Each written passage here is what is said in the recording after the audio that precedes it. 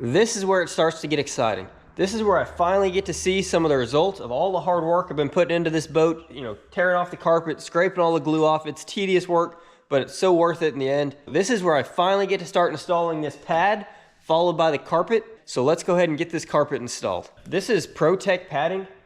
And you know, there's cheaper options available, guys, but you don't, and I'll say this a lot, you don't want to go cheap on your components that you're putting into this. You're going to have a lot of time into this whole process. I don't want to do this again in 5 years. I honestly, like, it's a lot of work. I'd rather be fishing. But if you use quality components, take your time and do it right, it'll last for another 20 years. So that's why I bought, you know, good padding, good carpet, and I'll talk about the carpet and glue I'm going to use later.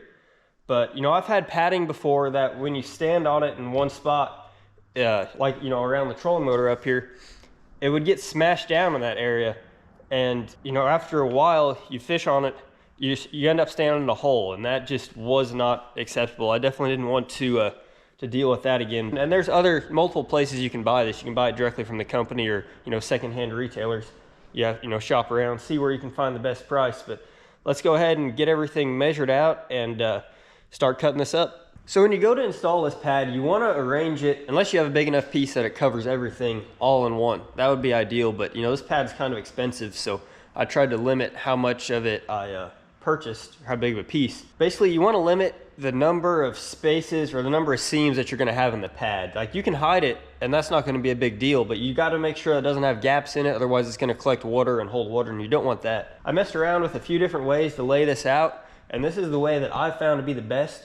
So basically I'm going to have one piece of pad all the way up to here. And then when I cut this section off, this piece of pad will be plenty big to cover up these two areas up here in the front. So basically I'll just have these small two little seams. When you're installing this pad, you don't want to run it all the way to the edge. So my boat has this trim, you know, going to the edge. So the carpet has to go up underneath there. And you also want to give it some room to adhere to the deck before it gets to that trim. Basically, I'm going to leave the pad an inch away from this trim, and I'm also going to taper it at, you know, a 45-degree angle or so that the carpet has some room to, you know, kind of taper down to the deck and everything adheres properly. So back here on the back side of the deck, you don't have to leave any space. You can run it straight to the edge of the deck because the carpet's going to be able to adhere to this backside edge. So you don't have to leave extra space. So I'm going to run it all the way to the edge. So I've got this foam laid here on the deck how I want it to be when it's ready for install. And I've got this basically just a prop and the glue I'm going to use on here as weights to help hold it in place.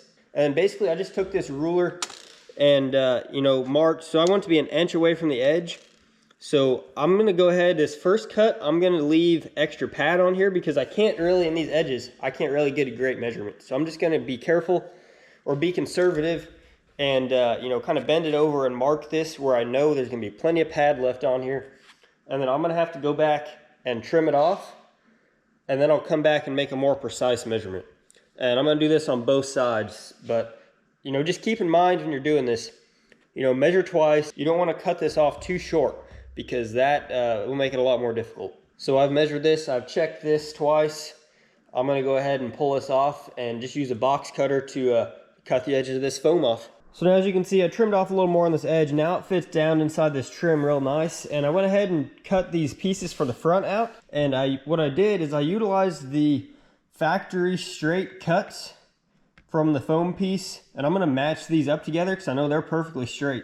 So you can see when I push this together, there's basically, you know, no gap in there. So I'm just going to use the same contact cement that I'm going to use to glue down the pad and glue down the carpet to glue these two pieces together. So this is the glue I'm using for this project, and I'm planning to use this everywhere. A lot of guys use this contact cement in certain places. One place you absolutely have to use this is underneath the pad. And the reason for that is because this pad is a closed cell pad, and that's what you have to use for marine so it doesn't soak up water. But it's not going to be able to get air to dry if you use a normal carpet glue underneath this pad when it's sandwiched between this waterproof pad basically and the waterproof deck. This also comes in handy when you're doing like the compartment lids. So you don't have to clamp, it just makes the whole process a lot easier. And you'll see that later. So I'll go ahead and start talking about the process for using this glue. So basically, with this contact cement, if you have two items you want to glue together, you just put a layer of the glue on one side and a layer on the other side, and then you wait 20 minutes for it to dry, and then you stick them together and they'll be permanently bonded. So here's this piece of mat that I was just showing you a little bit ago. So this right here is where the trolling motor foot pedal is going to go. So, right, just imagine this right here, except rotated over. These two pieces right here are going to be what sticks up and comes up here beside the trolling motor pedal. And so basically I went ahead and coated this section from this edge to here with contact cement, and this section from this edge to here with contact cement, and did the same thing down here on these. So now, once I wait the 20 minutes, so I'll just have to push those two together and they'll be stuck. And another way, guys, to tell is if you take your finger and just push it onto the contact cement that you have on there, and if it comes off clean, then you know that it's dry and it's ready to go. So my 20-minute timer for this contact cement just went off, so I'm just gonna take my finger, touch it on there. That one's good.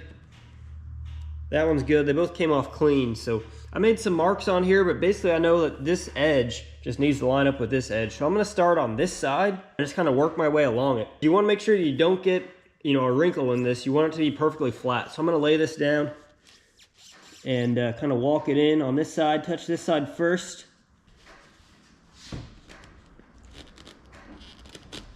And then just kind of smush them together. And now they are connected. So after you touch those together, you do want to kind of push them a little bit to make sure they're connected good and no gaps in there. So got this pad glued together. You can see how it fits in up here. Fits pretty good. I'm pretty happy with it. So now I'm going to go ahead and outline 1 inch from this trim. So this is a little rig I made to make sure I get a nice smooth outline. So basically I just drilled a hole in this piece of wood, the correct length from this edge here. So I just put the Sharpie in that hole and then put this side here on the gunnel, and then I just run it along the edge. It makes a nice little outline. Now I'm ready to cut this off. To cut the foam, you can use just a regular box cutter, but what I've found is that using an electric fillet knife to cut the foam helps it cut a lot easier and a lot smoother. And when you cut the pad, you want to cut it off at about a 45-degree angle, and that just allows the carpet to more smoothly transition up to the top of the pad from the deck down below. Before you glue the pad down, it's a good idea to take some acetone and wipe it down. Especially on this, I used adhesive remover to help scrape the glue off. So that just, make sure there's no dust, no chemicals or anything left on there. That's gonna affect the new glue once we put that on. So now we should be ready to glue this pad down. So to do that, basically just set the pad on the deck, how it's gonna be glued in. Then go ahead and set something heavy. For this, I just used a case of 2-stroke oil actually. Set it on the back half of the pad. Flip the front half of the pad up, then go ahead and coat the front half of the pad and the front half of the deck with the contact cement and let it dry. Then once you flip that down, the pad will be properly aligned on the front half of the deck. So then it's a good idea with this contact cement, once it's flipped down, obviously you kind of push it down smoothly with your hand, but you want to go ahead and push really hard on it to make sure that it makes proper contact and that the padding adheres to the deck properly. So for this, we just used a mallet and went ahead and beat everywhere on the pad just to make sure it gets glued to the deck properly. And then once the front's done, just go ahead and do that to the back. Then you can see that we have a lot of overhang on certain parts. So it's easier to just go ahead and cut these out after it's glued down. So just go ahead and take that same electric fillet knife that I used before to cut the padding and just go ahead and once again cut these at an angle where the carpet's gonna be going up on top of the pad. But it's a lot easier to go ahead and wait to cut out these parts of the pad until after it's glued down, just because you can cut right on those corners and you know it's going to be perfect, and you can cut right at that nice 45-degree angle for the carpet to get up on top of the pad smoothly. At this point, the padding installation is complete. Just have to start putting the carpet on the boat and finishing this project up. So be sure to be on the lookout for that carpet video and be sure to hit this subscribe button right over here. Thank you all.